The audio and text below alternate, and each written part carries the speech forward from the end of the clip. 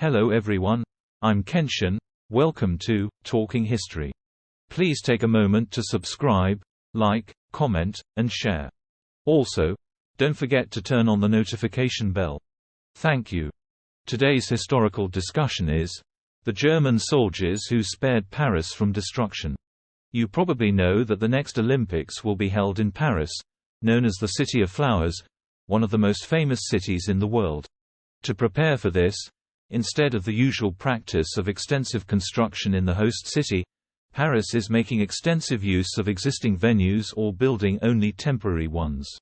For example, the Place de la Concorde will be transformed into a basketball, breakdance, and skateboarding arena, and even the Palace of Versailles will host equestrian and modern pentathlon events. Additionally, efforts are being made to repaint the poorly maintained Eiffel Tower. Besides making the most of existing advantages, this approach also reflects the city's limited financial resources. But did you know that the Paris we see today might have disappeared 78 years ago? This period of history is rarely mentioned in mainstream history books, but its significance rivals that of any battle in World War II. The reason for its neglect is likely because the key figures were German soldiers, and today, Qianxin will discuss this history. You are probably aware that in 1940, after Germany invaded and occupied Paris on June 14 and signed the Second Armistice at Compiègne on June 20, although the Vichy government replaced the Third Republic as a neutral regime, it was, in fact, more like a puppet of Germany. This situation did not change until the opportunity arose after the Normandy landings on June 6, 1944.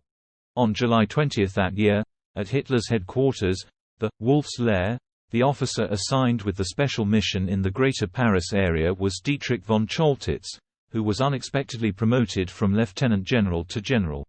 However, it was apparent that the situation in Paris was quite special since the military commander of Paris ranked higher than a major general. On the evening of August 7, he boarded a train to Paris, but even he himself had doubts about the mission.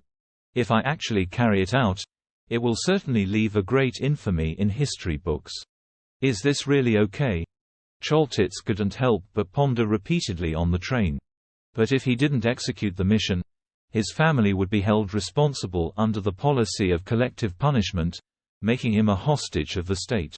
However, if he did carry out the mission, German civilization would regress to medieval levels.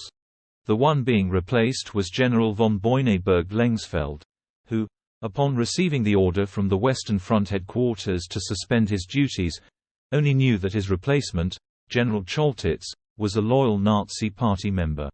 There were even more rumors that 3 cities, including Warsaw and Rotterdam, were leveled by him. On the evening of August 9, he greeted Choltitz and learned about the mission.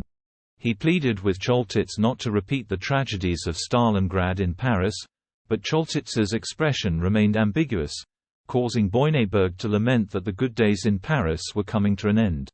In the briefing room of the Wolf's Lair, the Führer, Hitler, stated that Paris must be defended to the last man and the last bullet, further stating, "At this time, the Allies are bombing German cities, so why should we care if Paris is razed to the ground?"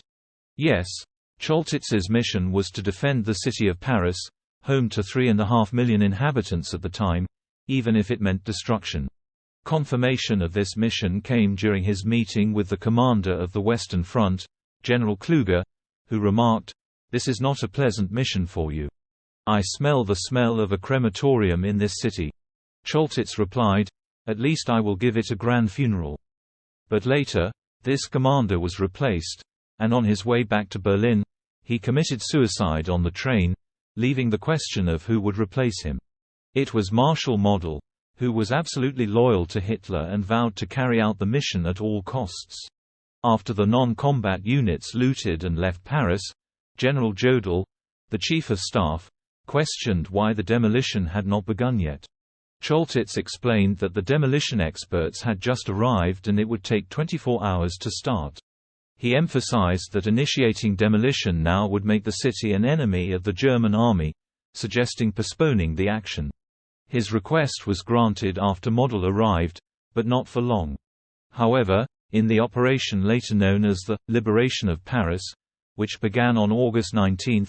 Faced with the counter-attack of the French underground resistance, Choltitz decided to suppress it with ruthless military action, scheduled to start on the morning of the 20th. But unexpectedly, Swedish consul Raoul Nordling arrived in the evening and mediated, obtaining Choltitz's acceptance of a ceasefire with only one condition: this agreement must have no connection to my name. After the Normandy landings, he knew that it was impossible to hold Paris with the forces at his disposal, but 3 divisions were enough to turn Paris into a hellish battlefield, satisfying Hitler's demands. Even though the demolition preparations had been completed and he had been asked by the High Command to initiate the destruction, he used the excuse of being unable to cope with terror attacks. However, this was the first time in his 29 years of service in the German army that he completely disobeyed orders from his superiors. Even 4 days after Kruger issued the demolition order, on the evening of August 21, not a single factory was destroyed, and he even refused to meet with the officer in charge of demolition, who had already arranged to blow up the Eiffel Tower.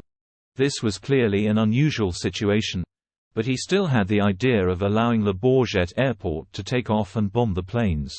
Amidst the chaos in Paris, he met with Swedish consul Nordling, and even more unexpectedly, agreed to send someone to meet with de Gaulle, meaning he allowed contact with the Allies, which was definitely no small matter. Then he took out a blue document from his coat, one of the orders that had come from the High Command in the past few days. The content was urging to hurry up and destroy Paris. Although he wanted to maintain the ceasefire, he knew that if it failed, he would have to execute this order. Then he slowly said, "You must understand, by informing you of this, I may be seen as a traitor. Because I am essentially seeking the assistance of the Allies. I cannot write down what I just said. That would be evidence of my betrayal of the Third Reich." So he wrote on paper, "General Choltitz, commander of the Greater Paris area, authorizes Swedish consul Raoul Nordling to leave Paris, allowing passage through the military defense line outside the city." At Nordling's request, he promised to allow passage by phone if obstructed. After Nordling left, 4 officers from the most famous unit of the Waffen-SS, the 1st SS Panzer Division Leibstandart SS Adolf Hitler, arrived unexpectedly, causing Choltitz to mistakenly believe that his treason had been exposed. However, they were only there to take the Bayeux tapestry from the Louvre, so he provided assistance, and the crisis was averted. At a meeting in Rastenburg, Hitler summarized, "Paris must not fall into enemy hands. If it does, it must be ensured that it is nothing but a heap of rubble." If his orders were carried out, the Paris we see today would not exist. Of course, this order also reached Choltitz's hands in Paris. He even told the Chief of Staff of Group B Army that he would destroy landmarks such as the Paris Opera House and the Eiffel Tower, but this was just to let them know how shocking such actions would be. However, he soon received orders directly from the Führer, coordinated by the German Third Air Fleet, to bomb Paris. Initially, it was proposed to carry out a single bombing at night, but he pointed out that this would result in as many mistaken killings of Germans as resistance fighters. So, this operation to destroy the rebellious area was temporarily suspended. However, when the Allies crossed the Seine and approached Paris, the High Command only hoped that he would detonate the explosives scattered throughout the city. He himself knew that the next night he would either die in the ruins or become a prisoner of the Allies. Therefore, he, who normally did not use perfume, applied a few drops of Paris's eau de cologne and headed to the farewell party held in his honor. Even though his old friend, the commander of the 58th Armored Corps, sent people to assist, it was of no use. During the banquet, when everyone heard the bell, he directly stated that it meant the arrival of the Allies in Paris and said that Germany had already lost the war and lost Paris. In his final conversation with the Chief of Staff of the Group Army, he only requested that the other party take care of his wife and children.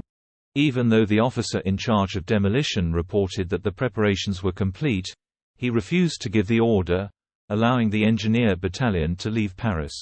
As the Allies prepared to enter Paris, Colonel Pierre Billet promoted himself to brigadier general and requested that Choltitz surrender within an hour, or the German army would be destroyed. This persuasion, sent through Swedish embassy envoy Bond, reached him, but he only replied, "I do not accept ultimatums." Bond offered Billett's view. Only after experiencing honorable combat and not losing honor as a prisoner of war can the German garrison in Paris surrender. On August 25, he officially handed over the 17,000-strong German garrison to the Free French forces, and finally, Paris returned to France mostly intact, and because he did not carry out Hitler's orders, von Choltitz was hailed as the «savior of Paris». On the same day, de Gaulle arrived at the Paris City Hall and delivered a speech, announcing the liberation of Paris. On the 26th and 29th, the 2nd Armored Division and subsequently the U.S. Army's 28th Infantry Division held parades on the Champs-Élysées to celebrate the liberation of Paris. After the war, he was imprisoned in Trent Park in North London for a while, and in October 1944, in a conversation with other prisoners, he said, "We are all guilty. We went through everything, half accepting the Nazi propaganda, instead of telling the Nazis, 'Go to hell, you damn liars.' I misled my soldiers, making them believe this garbage, and I am extremely ashamed of it. Perhaps we are even more guilty than ignorant beasts." He was released by the Allies in 1947. In 1956, he quietly returned to the headquarters of the Hôtel Meurice in Paris, where he served as commander. According to reports, a waiter found this man walking through the bar with an incredibly precise posture, and a bewildered look on his face. When he met with the manager, he expressed a desire to visit his former room. After less than 15 minutes, he declined the manager's champagne and left. In his later years, during an interview at his home in Baden-Baden in 1964, he explained the reasons for his disobedience. "If this was the first time I disobeyed, it was because I knew Hitler was crazy." However, like other German soldiers who later defected or surrendered to the Allies, some speculate that he may have wanted to avoid trial upon seeing the inevitable defeat of Germany. 2 years later, in November 1966, he died in the hospital in Baden-Baden due to war-related illnesses and was buried in the municipal cemetery of Baden-Baden, with some senior French officials attending the funeral. This allows us to understand that some individuals who make decisive decisions in history may not be remembered by mainstream history, but their influence is comparable to that of the great figures. As for the Second Olympics under the pandemic, after absorbing the experience of the Tokyo Olympics, the Paris Olympics should be able to make more adjustments. Qianxin thinks the most special thing is a marathon race for everyone, which will be open to the general public. Even if it is not held simultaneously with the professional athletes, participants will run under the same conditions and on the same course as the Olympic events, which is definitely innovative.